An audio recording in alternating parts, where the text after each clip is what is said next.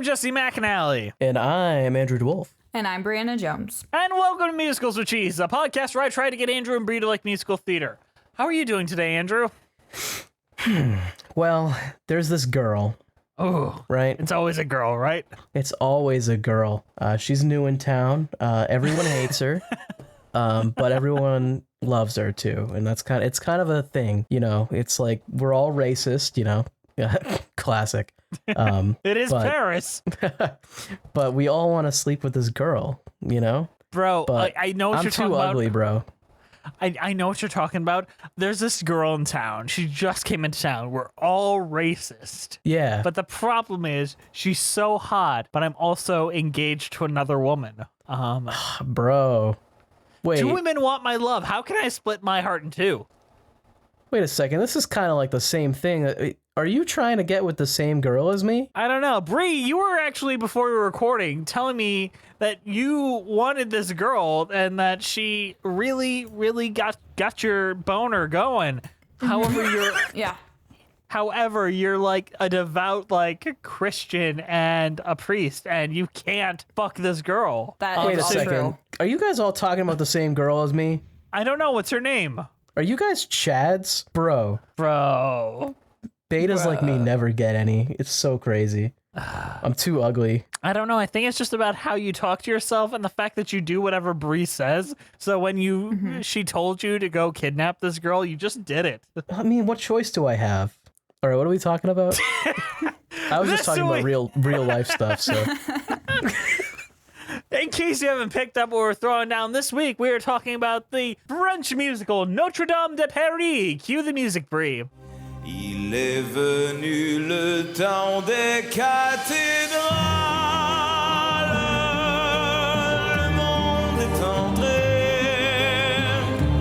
dans un nouveau millénaire. L'homme a voulu monter vers les étoiles, écrire son histoire dans le verre ou dans la pierre.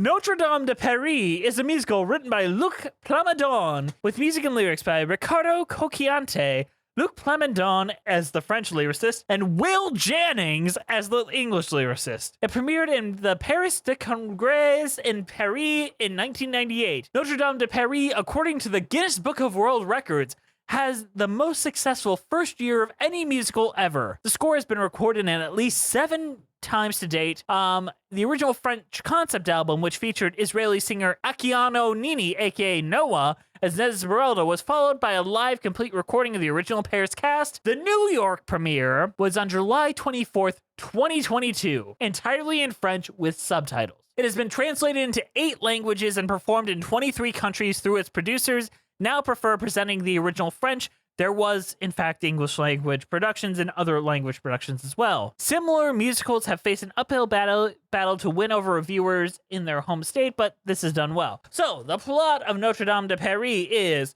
the story is one of love and Quasimodo's secret feelings for the beautiful Esmeralda. Quasimodo is in love with the Bohemian girl, but she loves Phoebus, the fiancé of Fleur de Lis.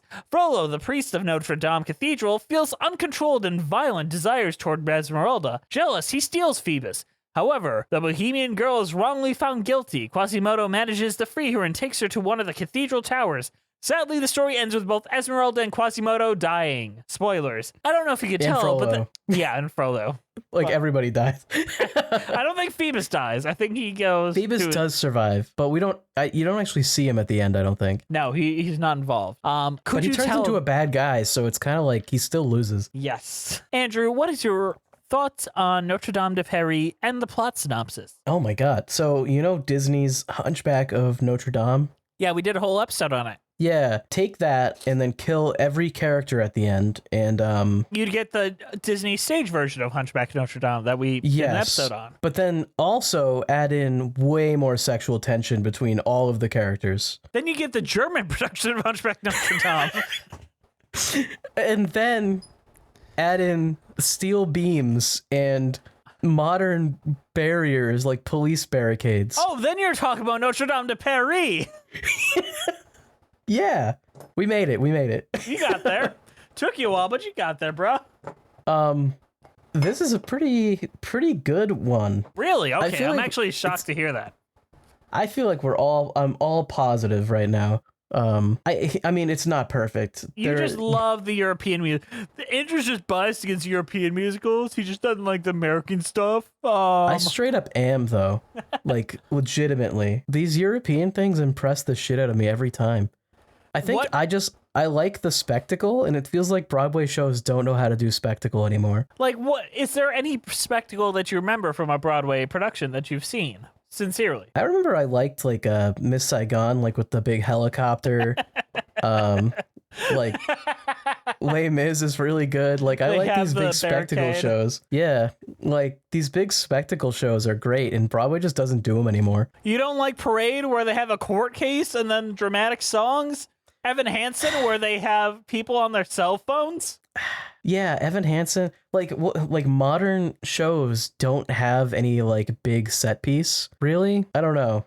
You're not wrong. I think the last one that actually had a proper big set piece was Great Comet of 1812, and that didn't. But that was really good. Yeah, that was good, and then they also had a big set piece. Yeah, and I'm not saying you have to have a big set piece. I think that there's just there's two things I like.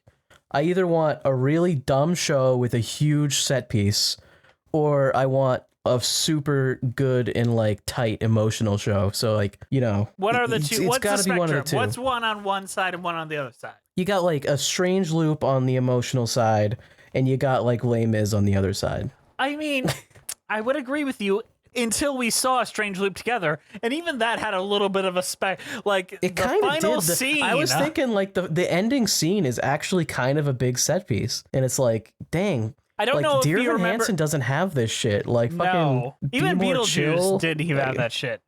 Beetlejuice. Like, they had big stuff in it, but it never felt like there was a big set piece that, like, yeah. Spoilers for A Strange Loop, because, like, there's no bootlegs of A Strange Loop, so everything, if you're seeing that show live, you are getting a surprise at the end.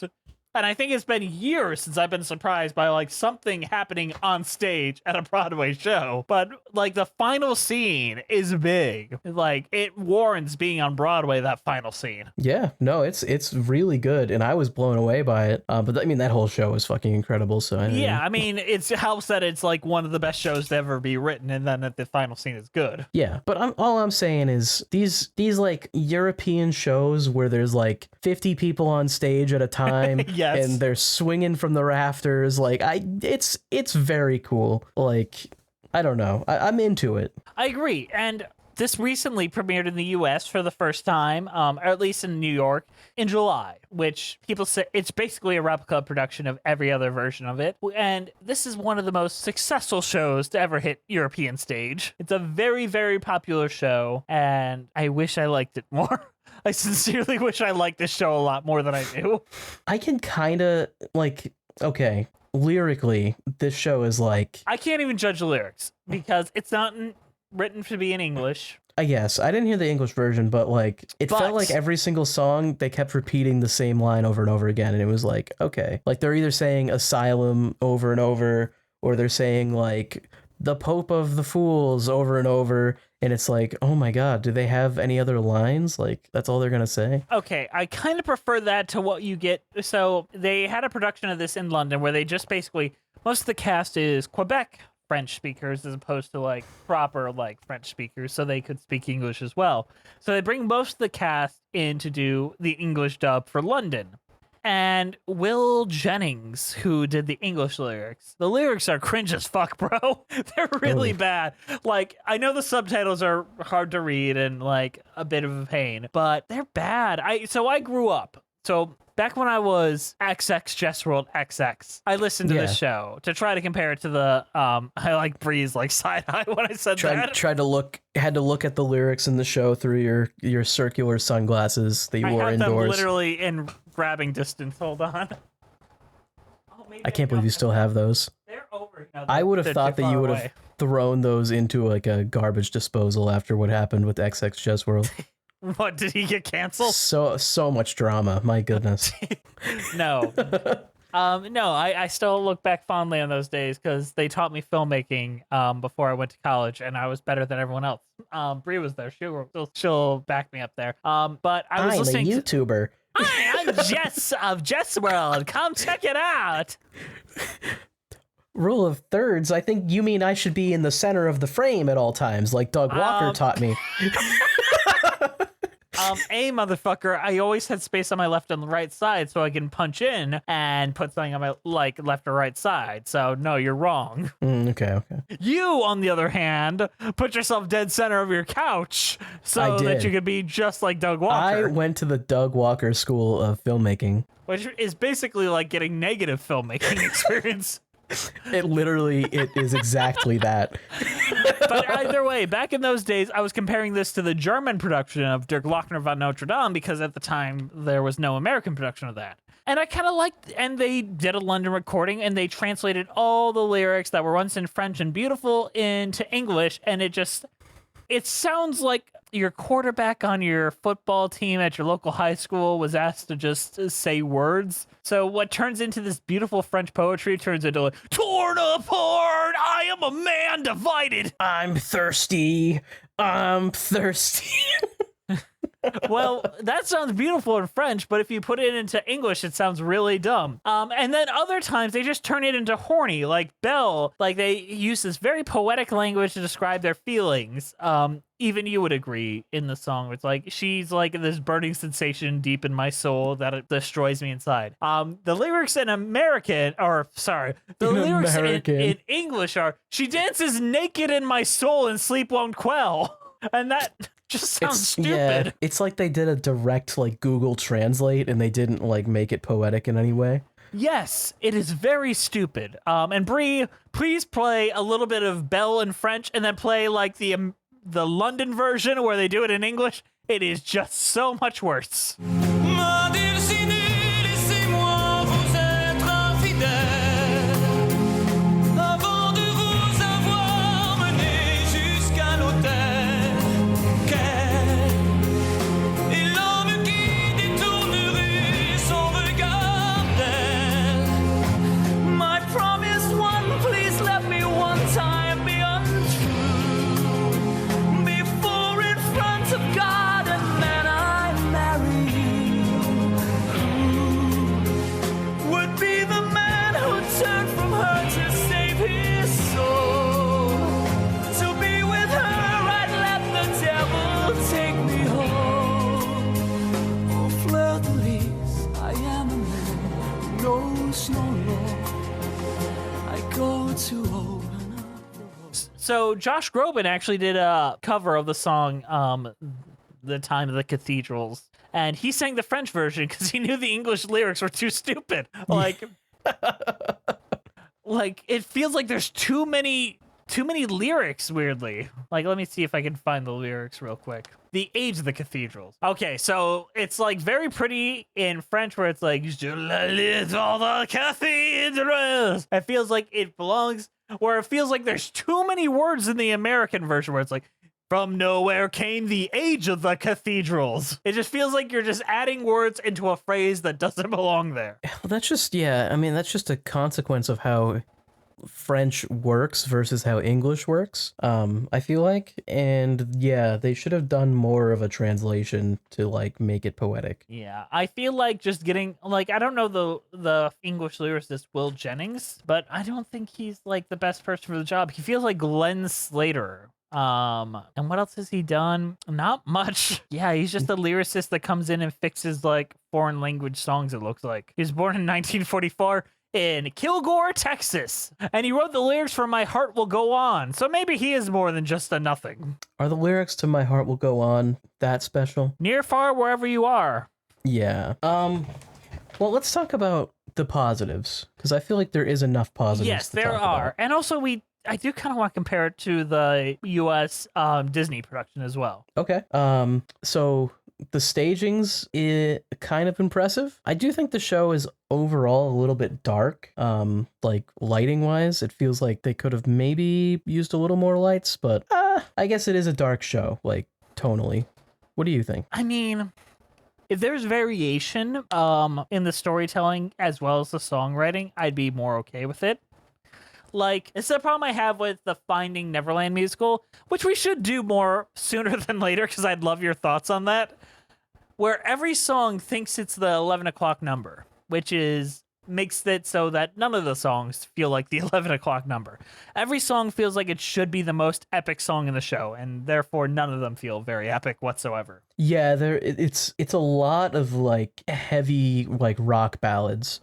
It reminds me of a like a Wild Horn, although I think it's a little better than that. No, like, I get what you're talking about vibe of a Frank Wildhorn musical. I think it is better than that, but it kind of has that vibe where it's like every number is the rock ballad. It does, but also I think it's like the closest we've ever had to like a proper rock concept album on stage with no changes. Sort of, yeah, because I mean, it just is like a rock show. Like every song is a rock song. Like there's no variation at all, basically. I think one thing I do think is really cool though, like on a positive, is the vocal work by Quasimodo. Yes, the gentleman that plays him is a very well-known singer. In fact, I believe his name was Garou, Quebec singer. Very, very good. Very specific vocal youth. Yeah, he's got this like dirty voice, and it's not what you would expect from a musical, but I feel like it works really well and is so unique that you almost have to give the show some credit for utilizing it. I want to give credit to like every male vocalist sounding very different, and this is a very male-centric show because we have There's like four men that are all after the same woman. Because we got Phoebus, we got Frollo, we got Quasimodo, who we know from the Disney films, but then we have Clopin, who is not as big a part of it, and they give like the role that he usually has in the Disney film to Gringory, who is played by Bruno Pellator, who I think is fantastic. I think The Age of the Cathedrals is one of my favorite songs ever in musical theater history, let alone in this show. But praise. they each sound very different from each other. Like, the gentleman that plays Clopin is very grovelly, but he sounds very different from the grovelly sound of Quasimodo, where Frollo sounds a lot more vocally trained, and then when you mix him and Phoebus sounds more like a pop singer, and then you mix Quasimodo, Frollo, and Phoebus together in the song Belle, it sounds incredible. Yeah, there's a lot going on with that. If I have a complaint though, they could have probably given Esmeralda a little more to do. She is an object in the show. I will give you that. Yeah, she doesn't even really have that many songs that I can remember. It is a lot of male-driven vocals in most numbers.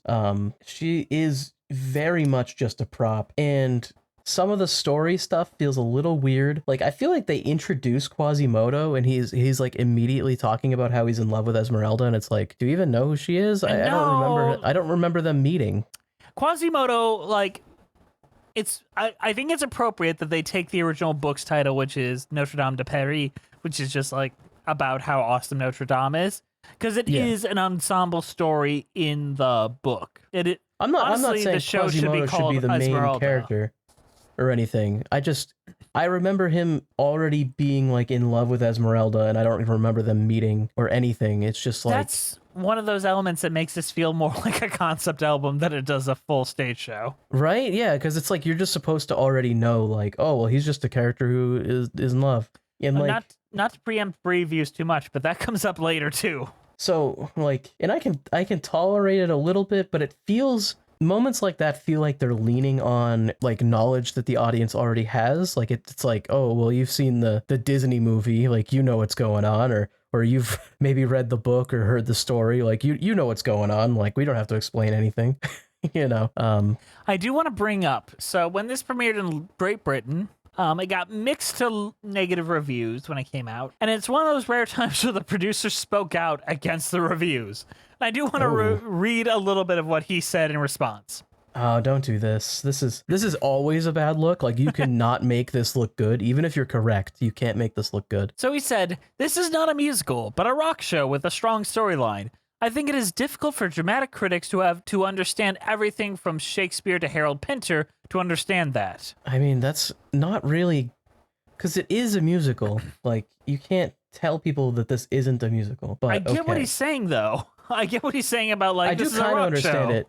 I understand it because, like, they don't explain shit. Like, stuff just kind of happens. Like, there's not really, like, a narrative. Like, there's narrative beats, but there isn't, like, transition scenes where, like, there's dialogue and they explain, like, what's going to happen next or anything. It just feels like you have one song, you have, like, an intro song, and then, like, the next song is just the Feast of Fools or whatever, and it's just like they just come out on stage and they're singing about the Feast of Fools, and it's like, no setup, no anything like that. Just that's what the next thing is. I think the show would be done a lot better if they had a book, a proper dialogue scenes in between each song number. Yeah, and I don't even think they'd have to do that much. They could just have a couple lines that are just like, here's what's gonna happen next. Like, you don't even need that much, but they don't, and that is a weak point of the show, I think. I agree. How did you feel it was shot? And last week we talked all about the stage design, how big the sets were, and all that about Mozart l'Opera. Let's talk about this, because once again, it's obvious they put much more money into their theater in Europe than they do in America. So it's big and it's impressive just because of that. Even 20 years ago, because this was shot in 1998, and it's still better than anything. There's some fucking weird stuff that they pull off, though. Like, okay, I mean, spoils, I guess, but who cares? We always spoil it. At the end, when Frollo dies and he, like, rolls down the stairs, and they, like, show the same shot, like, 5 times, and it's, like, very obvious that they're just repeating the footage in a way that I'm pretty sure it's supposed to be obvious, but, like, why are they doing that? It's very Joel Schumacher of them. Yeah, it's like, oh man, he fell. Oh, he fell again. But that's not the weird part, because that wouldn't be that weird. That's just kind of like, oh shoot, dramatic emphasis on him falling down the stairs. No. They then cut to another shot of a different set of stairs, and he's falling down that, and then they show that again, and then they do that same thing like 4 times. It's pretty funny, though. One shot of stairs, and then him falling, and then show it again, and then another one, and then him falling and show it again, and then another one, and then him falling and then show it again. And it's like, why did you have to fill this much time? Isn't this a live show? What is going on stage while this is happening? Like, I don't or is live, like, do they do it live? Like, they have 2 people lined up and they're both rolling down the stairs? Speaking of doing it live, I do want to bring this up. A lot of controversy was brought against this show because they don't have an orchestra. They just play the music recorded. Do you think that makes it is that ruining the experience for people, do you think? Well, I don't necessarily think that ruins the experience. I can understand. I personally would want a live performance because I just think live instruments have a different feeling to them. I feel like you can tell when it's played live versus when it's not.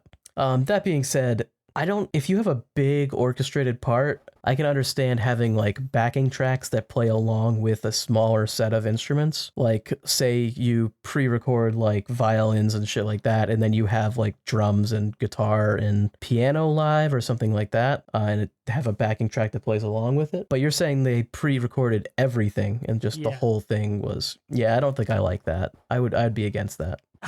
I mean, I get it. It's such a very specific kind of orchestration too. Like, it's not just a Broadway like 25 band orchestra. No. The instrumentation reminds me of like Cats. Like they use that like synth sound and like that kind of stuff. It does feel like European musicals from the 80s a weird way. They almost do the Cats line too. There's like one part where they go dun, dun, dun, dun, dun, dun, and like it's the Cats line, but they don't do the little rhythm. Yeah, that's fair. All right, it's time to compare our opinions to those of the New York Theater Critic when this came out in July of 2022. It's time for previews. It's time for previews. It's time for previews. So this was the New York City premiere of Notre-Dame de Paris just this year. A lot of folks I know anything about this because it was like only for a short time at the Lincoln Center. Very, very short time. Okay. But Bree, we got a review here. What we got here? It would be a mistake to approach Notre-Dame de Paris, a French import now landing briefly in New York after a 24-year wait as it circled the globe, expecting a musical in the traditional Broadway sense. Creators Luke Plamondon, a rock lyricist, and Richard Cochanti, I'm sure. a pop composer, labeled their rendering of Victor Hugo's 1831 epic novel a musical spectacle. It's what we might call a pageant. It has music, to be sure, indeed. It's all music, sung through like an opera. Counter to the operatic tradition, however, the performers' voices are electronically enhanced to such a glutinous consistency that you may find your ears yearning to discern a trace of authentic emotion or individual expressivity. This is another thing they bring up. Like, they do kind of digitally mess with the voices in more recent productions. And a lot of folks say the more recent productions are the best versions of it. I don't know. I don't know if I'd like real-time auto-tune. Yeah, vocal correction, I mean, I guess it depends what they're doing. I mean, is it like heavy auto-tune or is it like added Yeah, if it's like a reverb? light auto-tune or a little reverb, I could see that. But Like, if I'm at a a lot rock of live- concert, I'd almost expect that. But at a Broadway house, like, performance, not as much. Yeah, but it's not a musical, Jess. It's a rock show. Okay, sure. It definitely feels like they are going for something weird with this. I think this show thinks it's something that the audience doesn't see it as, you know? No, I completely understand what you're saying, and I agree. Yeah. shall I continue? Yes, please. The one exception is Daniel Lavoie, who here resumes the role he originated. That of Archdeacon Frollo, who suffers from the unfortunate condition. Être pet et aimer une femme, to be a priest and love a woman. So this man has played this role for nearly 30 years. He is 73 now. Oh wow! And he did the New York version as well. Yeah, he came back for the New York version in 2022. At 73, that's impressive. Yeah, it's very impressive. Okay, so they said that the opera musical, and they put that in quotes a lot. Another favored term for this team is sung entirely in French. Screens flanking to a big stage at Lincoln Center's David H. Koch. Oops. What is it? Gosh, you gotta try to just Dick. penis, Balls. The Penis Theater. ball sack, urethra theater. Bruh. Better than that last name. All right. Theater shows subtitles translation not always felicitously into English. This is some Ben Brantley bullshit. I know, I don't like this. Let's see. We'll keep going. The object of Frollo's obsession, the presumably irresistible Esmeralda, who sways prettily enough as if caught up in a trance, but otherwise projects no sense of come hither carnality. It's a mystery why Esmeralda captivates not only the priest, but also the idealistic, apparently low libido poet Grigori, the handsome soldier Phoebus, and of course, poor Quasimodo. So I forget that Grigori also wants to fuck Esmeralda. He doesn't get Belle though. No, but he wants to though. Yeah, and he's also our narrator. I don't know. I don't like it. Is Clopin basically, the the only show good person in the itself- show? The show itself wants to fuck Esmeralda. Clopin does not want to fuck Esmeralda. No, but the narrator of the show does. Oh, you're right. So I guess So he really, does. the show itself does want to fuck Esmeralda. Is there another case where a show has wanted to fuck a character in the show? Probably like pornos. So Moulin Rouge. I feel like Moulin Rouge wants to fuck all the characters, yeah? I feel like Moulin Rouge wants to fuck the audience. Yeah, you might have a point there. But either way, I think we're done with that right now. I feel like we got enough to agree with. Do we agree with this review? Yeah, I mean, I think he's talking about the show. He's saying things that are true. Oh, that's fair. This was a woman, by the way, right? Sandy. Yes. Sandy Oh. MacDonald. Well, never mind then. All incorrect. I'm joking. A woman on the internet having opinions can't be correct. True. Speaking of people on the internet with bad opinions, how about we go into Previews Part 2? It's time for the Letterboxd game! Bree, it looks like you've compiled some reviews from all versions of Hunchback of Notre Dame here, and me and Andrew have to guess whether they're a 1-star or a 5-star just based on the review themselves. Okay, who's going first? You decide. I'll go first. Oh, Andrew will go first. Andrew He will starts go with an A. first. Okay, this one says Hunchback, question mark, question mark, question mark. Anime? Question mark, question mark, question mark, question mark. Poggers? Oh my god, anime? This is a Reddit review, and it is 5 stars. That is correct. Andrew's Jess. killing it. I'm ready.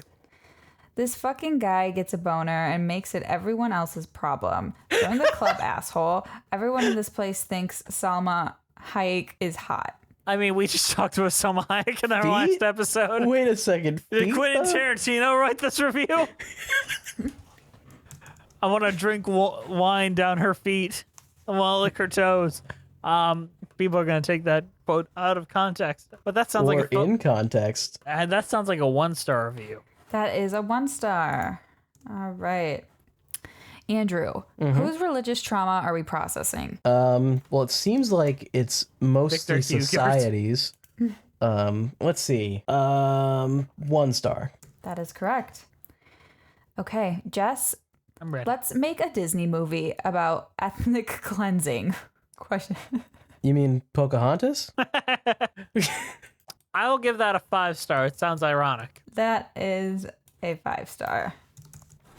That was one of the reviews like I just read and didn't process until I actually read it. I was like, oh my God. I mean, that is what the Disney movie is about. They say the G slur so many times. Yeah. I'm actually proud of us for not saying it once. I'm going to say it. Don't say the G slur, Andrew. I'm having a gamer moment. No! We said in our first Hunchback review, we can't say it again. And also we did it when we talked about the Mama Rose musical. You mean the one that you literally aren't allowed to say the title anymore? Yeah, it's pretty rough, right? Cancel culture has gone too far. I just call it the Mama Rose musical now. They should just rename it to like Mama Rose or something. It's more about Mama Rose than it is about Louise Havoc. Okay, let's move on. Whose turn is it? My turn. Your turn. Andrew. Okay. Number 89 on AFI's 100 Years, 100 Passions. 5 stars. That is a 1-star. Okay. Eat my ass, fucker. Good. I guess that they know that it did that. I guess. I don't know. That's not how bells work.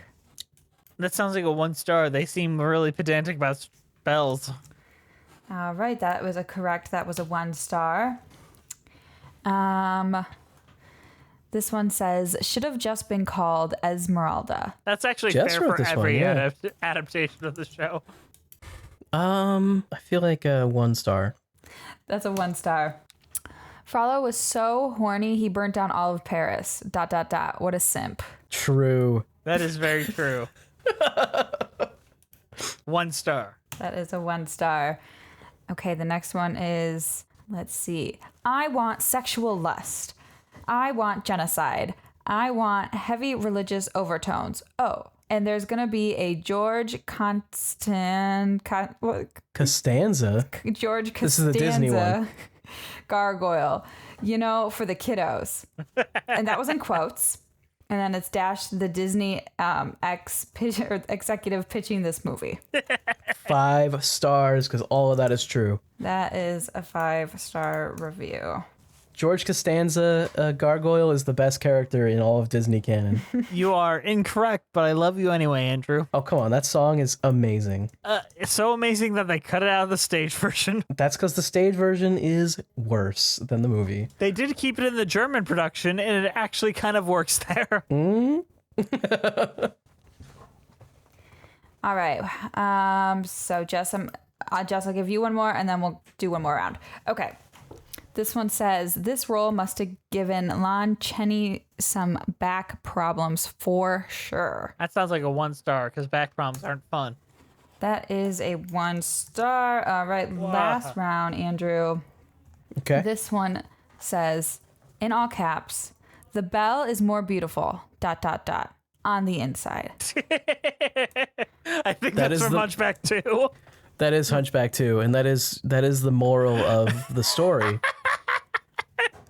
Victor Hugo said so himself. That would ring so terribly if it had those fucking rubies on the inside. It wouldn't even work. It's beautiful, not functional, okay?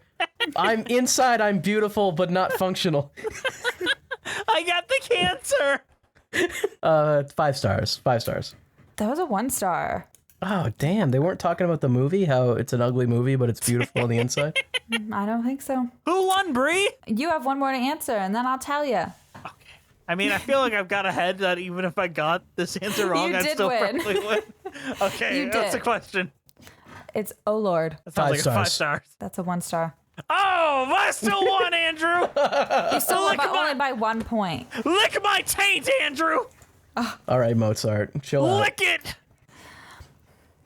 All right. Well, that was fun. That was. And you know what else is going to be fun?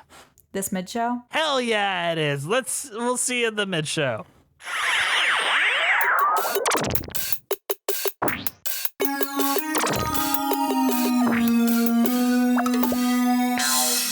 We're going to talk about Patreon very quickly because I got a ton of names to read.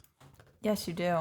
Patreon is cool. Go donate to us. You get a bunch of extra shit. I mean, go check out our Patreon page and you can see all the extra shit you get. But, I mean, commentaries, cool stuff. What did you My guys just opinion. review? Unless we did something more recently, which maybe we did. We did a Goofy movie. Oh, yeah. You know, you want to see that. You want to see me talk about Powerline. You want to see me do the perfect cast. As far as our current patrons go, and I mean, good Lord, don't you want your name to be on here? You can say something funny and I'll have to try to read it. And you can laugh about how I didn't pronounce it correctly. Okay. We got Melissa Goldman, Danielle Renix, Justice Stampede, Ewan Cassidy, Monica Thoreau, Mina Maniri, Brent Black, with Daniel Stacey Coombe, Joseph Evans Green, Mary Lou Choquette, John Van Alls, Russ Walker, Musical Hell, Emily Gracie, Kyle Summers, Janae C, Scoot in the Technicolor Dreamcoat, Liz Lim, Allison Stower, Nothing is Certain Except Beth and Taxes, Desby Ren Cohen, Raphael Martinez Salas, Jessica T, Mitchell Young, Chai Teacup, Katie McDonough, Timothy Keys, Chris Marcotte, Mimu, Keiji Marie Anastasio, Leela, RJ Noriga, Charlie B, Averin Brinson, Bjorn Hermans, Erica S, Toriana Frazier, Sammy the Most Lopez, Leanna Morton, Angela, Kaylee Blazier, Birdman69, Cinemageddon Reviews, Sophina Ali, The Omega Geek, Katrin Evans, Paige Pearson, Maddie Wargle, Eliza Erdman, Anna Luskova, Cheska Veray, Sarah Den Blaker, Jess Gray, Jamila M. Brown, Evan Ball, Wayne Cruz, Zachary Torres, Spencer Hellier, and Gathering Party Before Venturing Forth. They give us a little extra financial support that helps us keep the lights on here at Musicals with Cheese. If you'd like to join them in supporting us, they'd get tons of fun perks, just for Patreon-only commentaries, episodes that are earlier or even earlier. Come join us over at Patreon. Also, I would like to say that this episode was requested by our patron, Anna Lostakova, who joined up at the highest tier right here and requested this episode from us. So thank you, Anna, and I hope this episode is hitting your snooze button for you. All right, let's get back to the show.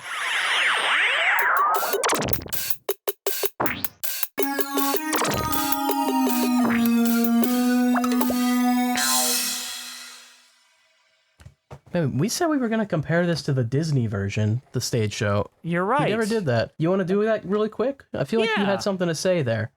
I want to start with you. These are two very different stage productions of the same story. How do you think they compare? I honestly, I think it's hard to compare them. Because honestly, I just think that this one is so much bigger and darker than the Disney one was. I mean, in a way, but the Disney one still ends with Quasimodo and Esmeralda dying. It's true. It's true. I don't know. I remember not really liking the Disney one all that much. That's shocking because I feel like if we go back, you'll be like, oh, this is pretty good. I don't know. I remember saying that I liked the movie better, but maybe I didn't say that. I don't think Yeah, you just did. don't. I would remember that. Yeah, maybe you might be right. I mean, I feel like context is 2020 and you've had some time to sit on it. I've had some time to sit on it, but maybe I've also not remembered it all that well, which means maybe there wasn't that much to remember. Like, Some people feel differently about it, and I get every complaint about it, but I still kind of dig it. yeah, I mean, I remember thinking that the ending was much better with like people dying and shit, but this has more people die. What do you think, just as a general comparison between the two? Which do you think is the better show? If I had to directly compare them, I do think the Disney one is more Consistent, probably. consistent all the way through. Whereas this, there's some songs that I really like, and then there's others that are like just the same song again, but not as good. And some of the staging, while impressive, isn't like vibrant or visible or like, I don't know. The most memorable thing in this show for me was when they had that big steel beam come down and there was a guy sitting on it. But that song was about like nothing, you know? And it's like that, and of course the backdrop where there's stairs, which was cool. See, that's the thing that bothers me a bunch about the American version, the Disney version. The set of that version is just so boring. You've got the checkerboard floors, Yeah, the backdrop, and just minimal staging. And sometimes that works. I think for Hunchback of Notre Dame, you should do big. The James Lapine Austrian production in Berlin, very, very good. Big sets, big screens, That's visually the one incredible. that I actually visually remember. And I only saw one scene from it. Exactly. And I still remember, like, oh my God, there's like bridges that people are on. And like, it's like a fucking big castle. Like, it looked sick. And the Disney one, I literally can't remember the staging at all. Nothing. You have the characters, you have the gargoyles as the Greek chorus, and then you have the checkerboard floors, which, to their credit, is the actual floor pattern of Notre Dame Cathedral. But so what? But who cares? Who gives a shit?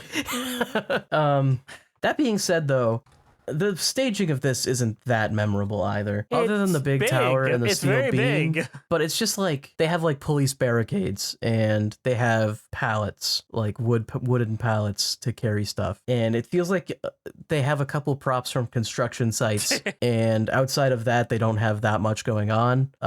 So I can't really say that it's that much more inspired. And the music, I mean, let's talk about the first song that's really, and I think this is one of the best opening songs ever, and that's The Age of the Cathedrals. Il est venu le temps des cathédrales,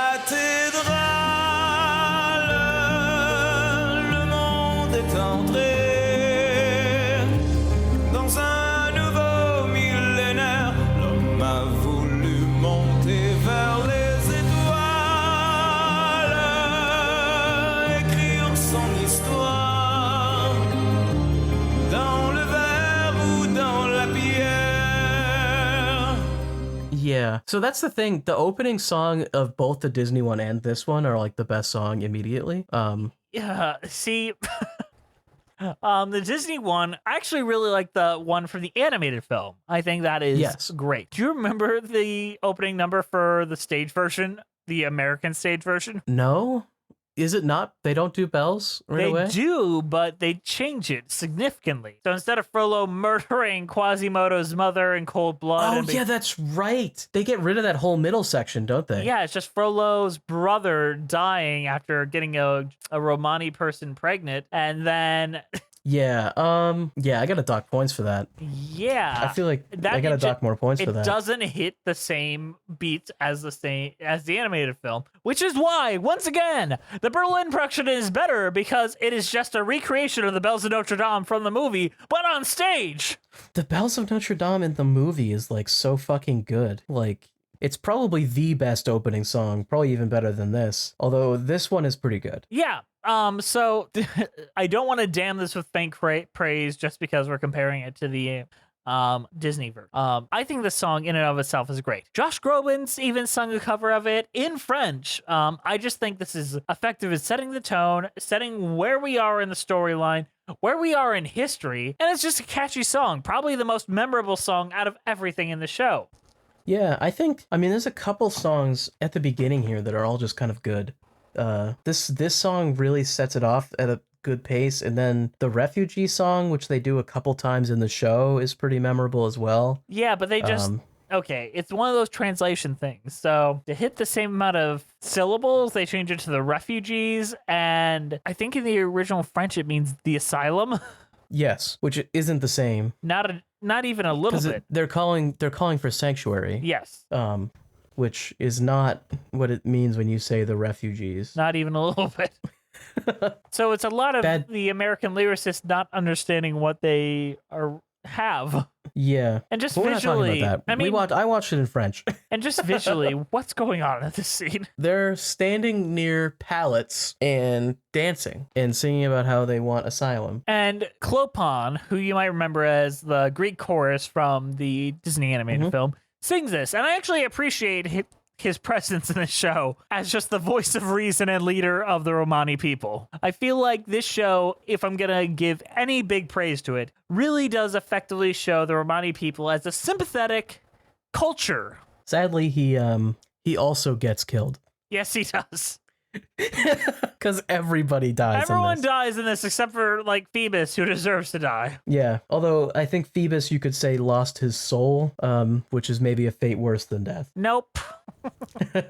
I wouldn't say that because that'd be stupid. Well, it's a fictional piece of work, and I can say it if I want to. I mean, is it fiction? I mean, the cathedral really existed, and at one point it did burn down pretty recently. Oh shit, you're right. If a place exists, it becomes nonfiction. Remember the end of Remember Me? What's We're his... not going there, okay? We've done this before. We've done this one already. Wait, we've done this bit before? We've done this bit before, okay? When did we do it? Did we do it on a Come From Away episode? Oh god, I hope not. We're not doing it again. I mean, all I'm saying is this took place in Notre Dame, and it's pretty ridiculous that they didn't bring up Notre Dame burning down. They didn't bring up 9/11 once. Didn't this get recorded in like 90 something? It doesn't matter. They should have brought up 9/11 in the show. Okay. Just like Turning Red. What else? What songs are good? I remember the Feast of Fools song. I liked it when Quasimodo finally showed up and got lifted up in the air. Laissez-moi présider cette fête des fous, comme on en fait chez nous, l'on sait s'amuser. La fête des fous, la fête des fous.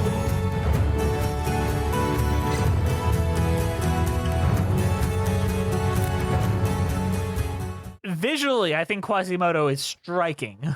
I love the voice, I love the look, and I think he has a good introduction. Like him like going up in the air and singing like his own version of the Feast of Fools song that they just did. I agree. It's pretty good. Pretty good introduction. Even if they don't tell you at all Who he is and why you should is care. yeah, but who cares? Doesn't matter. It doesn't matter. I don't like to be negative in that way, but it kind of doesn't matter. His voice, his look, his style, incredible. I like the fact that they don't make Quasimodo this unassailable good guy.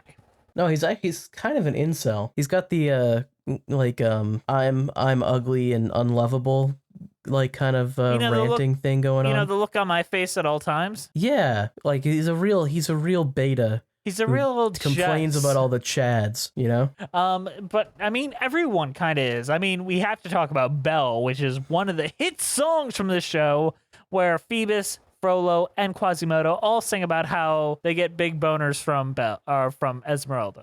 Belle, est-ce le diable qui s'est incarné en elle pour détourner mes yeux du Dieu éternel qui a mis dans mon être ce désir charnel pour m'empêcher de regarder vers le ciel.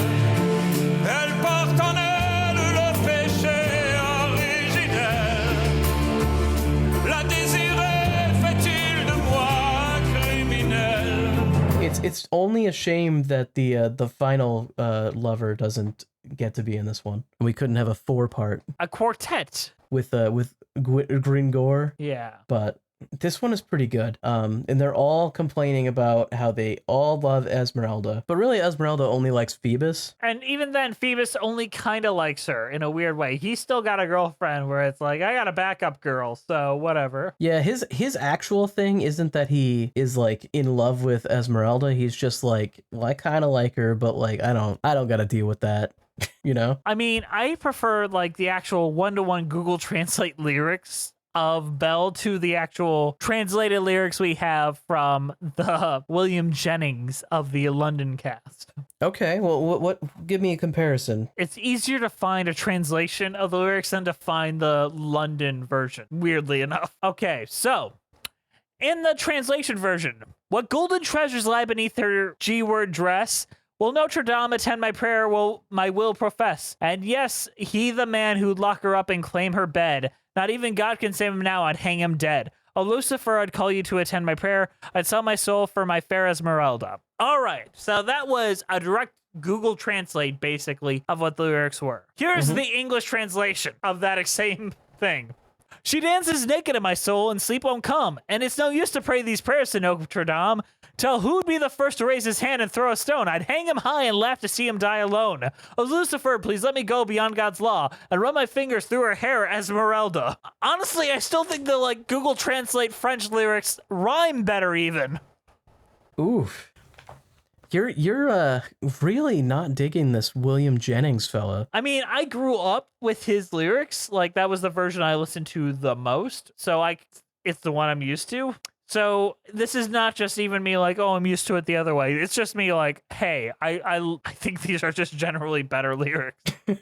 When you're right, you know? And me, I'm always right. I mean, do you disagree, sincerely? No, not really. I just wish I had more of a comparison because I didn't actually listen to the English version of any of these. Brie, I'm assuming you've already played the English comparison from earlier in the episode, but man, is it cringe to hear these brilliant vocalists. It's the same vocalist who did it in Paris, just saying these cringe-ass fucking lyrics in American English.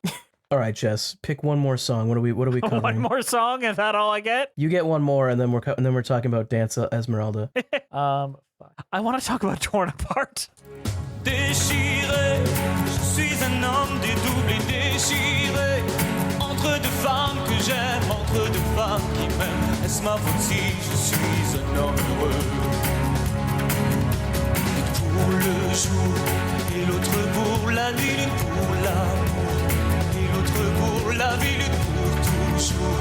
Jusqu'à la fin des temps et l'autre pour un temps un peu plus court. Is this the I'm Thirsty one?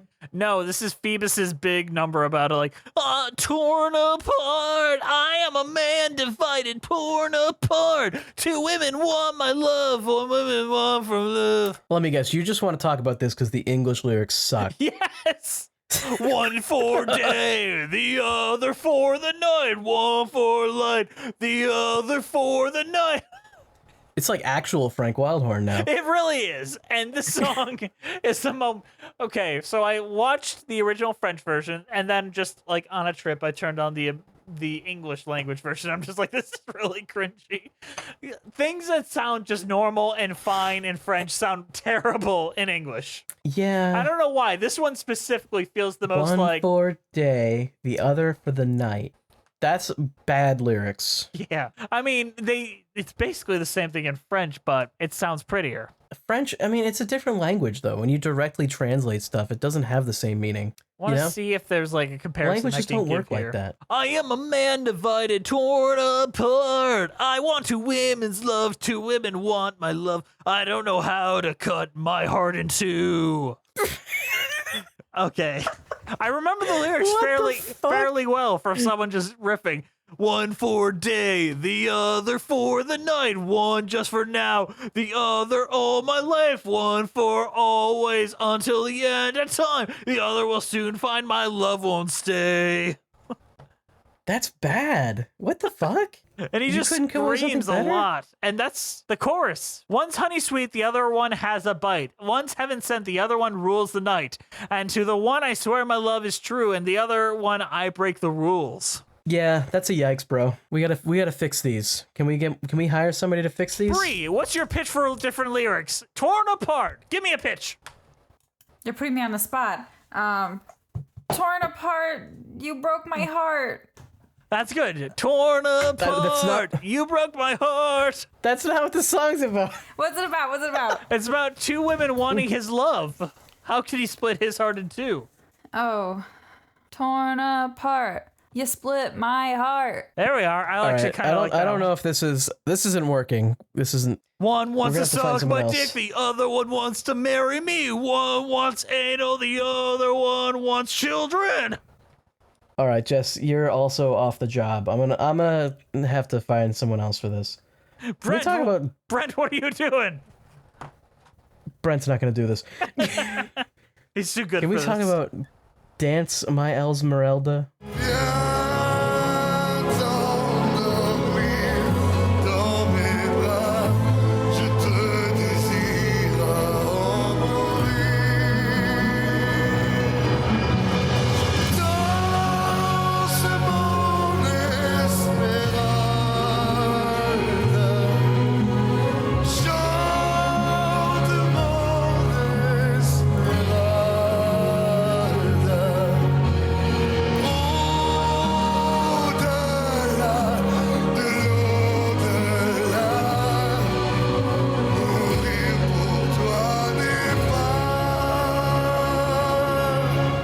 God damn, what an ending. Holy shit.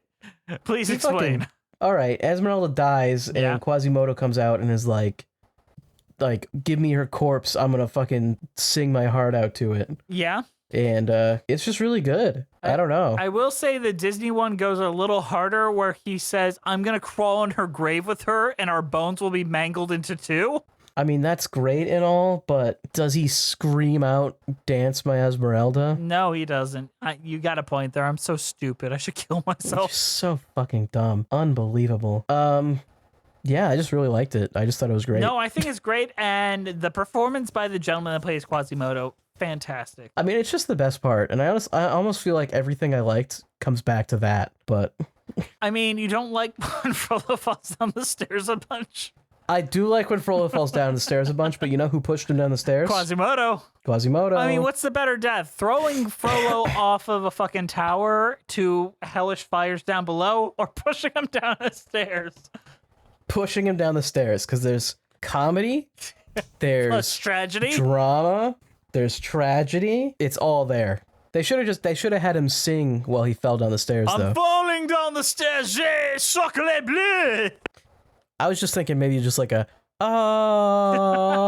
oh, and it keeps going until Damnation. That was Frollo's last words in the Disney version. yeah. All right, I think we covered On it. that We note, talked about Notre Dame. What is your overall thoughts on Notre-Dame de Paris and your cheese rating? Andrew, why don't you start?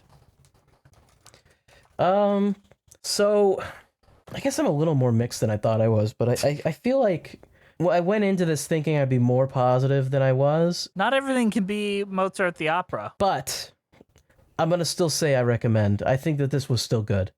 I think that there's a lot of good stuff in here, and even if there's some stuff that's a little iffy or a little shaky, overall it just works. The Quasimodo performance is unique and excellent. And yeah, I liked it.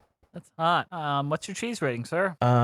Geez, I want to give it a French cheese, but I can't pronounce any of these. That rhymed. Is fromage actually just Fromage. French for cheese? Yeah. Is that just French for cheese? Mm-hmm. Damn, then that's not a cheese. Okay, I'm still giving it that. Fuck it. I'm lazy. I'm too lazy. You're just giving it cheese? Yeah, it's French cheese though. My cheese And then is fromage. you know, no, I'm gonna justify it retroactively to make it seem like I'm less lazy, but I am. It's like the French version is better, and when you translate it into English, it's just boring. It's just cheese, you know. You know what? So it's like the that's show. a good justification. Honestly, that's a pretty good cheese rating. Juliet, give him a little cheese emoji to make his dick feel better. All right. Bree, you're up next. I hated this until Andrew said that. Really? Now it's mind blown. No, I'm just kidding. This was great. I think you guys should cover more French stuff. That's all we've done tonight in this recording. I know. Moving forward, continue to do French things. They're good. If these You get guys, a lot of downloads, we might. Hey, you may have new fans in France. Or Canada. Or Canada. Quebec. Quebec. But I can only give this one cheese and one cheese only, and it's Notre-Dame French Brie. Your name's Bree. Yeah, it's like I'm in Notre Dame and I'm French. You know what? All three of us should go to Paris sometime, and we should do like a European tour for musicals with cheese. That'd be really fun. And we just eat a lot of cheese and bread. Yeah, and we just hang out together. I feel like we don't hang. Even when you were in Detroit, Andrew, we didn't really hang out. Hopefully next year, Brie will be able to It come. was all work. It was all business. Hopefully next year. Except for when we went to that little theme That was park. fun. Hopefully next year, Brie will be able to come to Broadway Con with us, and we can have a grand old time there. That'd be fun. No COVID though. Yeah, actually, hold on. Broadway Con 20, they have dates out there. Broadway Con 2023. It's going to be at the Marriott this year. July 21st to 23rd. Mark your calendars, motherfuckers. All right. If we get invited back, we should all go. Sounds good. Put it on your calendar, Brie. We want you there. I think we're Will getting do. invited back. I have a feeling. You got a feeling? Are they going to pay for us? I've got a feeling. Because that was a lot of money for me to pay for everyone's hotels and everything like that. I don't think anyone's gonna pay for us. That's for sure. I mean, we brought a lot of people into that room. But we ain't coming. I'm just kidding. No, we'll still probably go. Yeah, well, we're gonna come. I like Notre-Dame de Paris. I think it's a good show. Sincerely, I think it's a fun show. Yeah, I don't know. I think my ranking is Der Glockner von Notre Dame, the Berlin production of the Disney film. Then Notre-Dame de Paris. Then we have the Disney version. And then where's the movie? The movie If you had to rate it in probably there. just above the Disney version of the stage show. So you think this is still better than the movie? I do. Okay. I like the ending. Sincerely, I think that if you don't have Quasimodo and Esmeralda dying, what's the point? Quasimodo doesn't die in this though, does he? I think it's implied. I mean, it might be implied, but he doesn't actually You don't see die. it. No, I will give you that. I mean, and there's nobody really left to kill him, so I mean, I guess Phoebus could come his back own and do it. his own emotional side. I guess. I mean, yeah. in every He version, is- if Quasimodo dies, he dies by like his own guilt and love for Esmeralda. True. So, and he does sing about wanting to do that. So, Yeah, so the only cheese I can give this is string cheese that is torn apart. I am a man divided, torn apart. I want two women's love, two women want my love. How can I split my string cheese and chew? this sounds like a fucking lyric for like a Linkin Park song or something. Yes, I completely agree. You know who else likes Linkin Park, though, Andrew? All of our patrons. Yeah. Thank you guys for listening. Please follow us on iTunes, Spotify, Stitcher at Musicals with Cheese. We're on Twitter at Cheesy Musicals. We're on Patreon Musicals with Cheese. Instagram Musicals with Cheese. YouTube page Musicals with Cheese. We have a Patreon-only podcast called Patreon with Cheese. Come check us out. Me and Andrew are doing a lot of stuff. Hopefully Brie will hop on there sometime. Our email is musicaltheaterlives@gmail.com. Our keeper of the cheese is Juliet Antonio. This show is produced by the incredible, the wonderful, the beautiful, like... Brie, I don't think I said this enough, but your hair looks incredible tonight. Brianna thank you. Jones. Guys, if you're not on the Patreon, you're missing out on how good Brie looks every week. Thank you. I mean, me and Andrew are good 4 to 6s out of 10, but Brie is a 10 out of 10 every night, and it's kind of pissing me off sometimes. Our theme songs were created by Robin Nash of IOU Music UK. Thank you to the Broadway Podcast Network for having us on the platform, and for not kicking us off for promoting so much of these European musicals. We're the Broadway Podcast Network, not the European Musical Broadway Podcast Network. All right, guys, is there anything else we got to say before we wrap this up? Dance, Oui, oui. my audience. All right, we'll see you next time on Musicals with Cheese.